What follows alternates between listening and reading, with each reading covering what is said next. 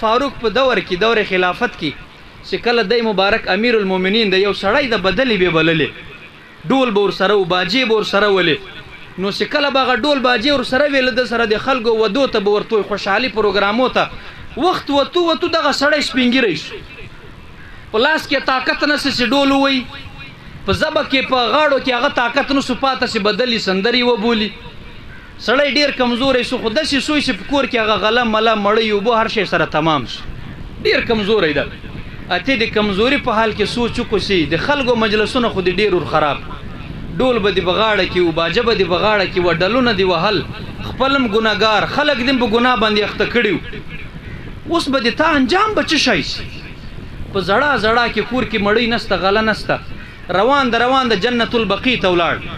ایدرې ته قبرستان ته الله تعالی دې دغه قبرستان زیارت ټولو ته لما سره ور نصیب امین بزوټه وایي مبارک خلک ورې خښ نو سکله ورې ولاړوي دومره وزړل دغه بوډا دومره وزړل په خپل ګناو باندې چې پسترګو کې وښکي تمامي شي وښکي پسترګو کې تمامي شي یو ډبره راواخ سره ډبره باندې ولګاو د لوګي د زړه په حال کې دغه سی ودوسو په زړه کې ودوسو سکله ودوسو الله تعالی لطرفه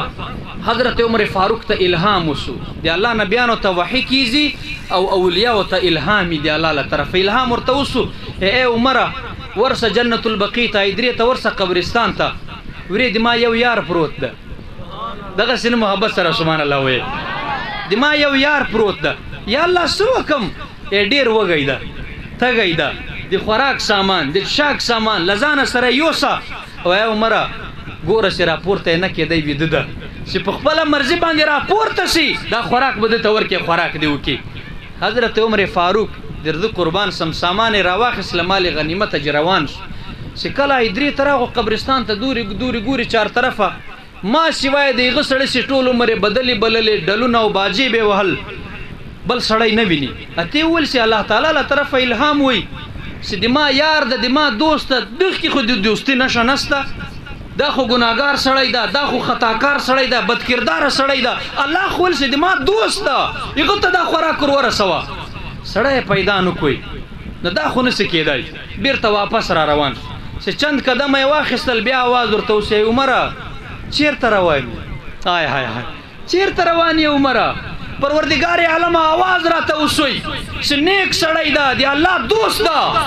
دلته خو بل سړی نه وینم ډیر ګناګار مې ولیدوي ډیر نافرمانه سړی مې ولیدوي خطاکار سړی مې ولیدوي आवाज ورته وسې عمر زما په بل خو بل نه ده دغه مې یار ده هاي دغه دی ما یار ده دغه سیاته خطاکار بوله دغه مې یار ده دغه مې دوست ده دغه مې محبوب ده یا الله دا سرنګ دلته مخته یو مخ ډیر راته وزړل پسترګو کې اوښ کړاله دومره وزړل راته عمر په خپل غنو دومره شرمنده و دومره وزړل څنګه د اوښ کې ماته ډیر خوش راولګېدلې اې د غنو نه مې ور معاف کړو اوس ګناګار نه د عمر اوس خو یار جنې جوړ کړی دا ورسه خوراک وروړه راپورته کوي ما په خپل مرزي دی راپورته سي حضرت عمر فاروق هغه عمر چې رسول الله یای چې عمر په کومه لار تیری چې شیطان لار جنې چپکی عمر در سر ورته ناس عمر فاروق در سر ورته ناس دا چې کله دا بوډا راپورته سوی دس یو قتل حضرت عمر فاروق ناس چې کله حضرت عمر فاروق ولیدوی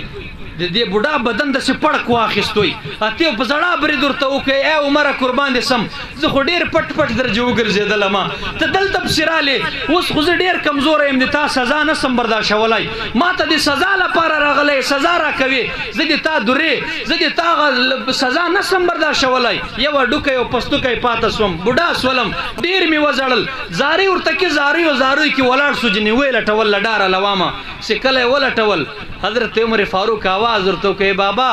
مخه پکې زمراج ډاریزا زه د سزا لپاره نه هم درته راغلی زه د پریشانی لپاره نه هم درته راغلی ما خو د خوشحالي پیغام درته راوړی ده بیرته راته راوګرځه دی ډاریزي چې وایي مې سزا را کوي ما خو بدلې بللې ما خو ډلونه وهل ما خو د نیکي یو کار نه ده کړی ګناګار یم حضرت عمر صاحب سزا را کوي ورته ویل نه سزا نه درکوم دی الله تعالی له طرفه الهام راته وسو دلته مخته خو دې زړلې نو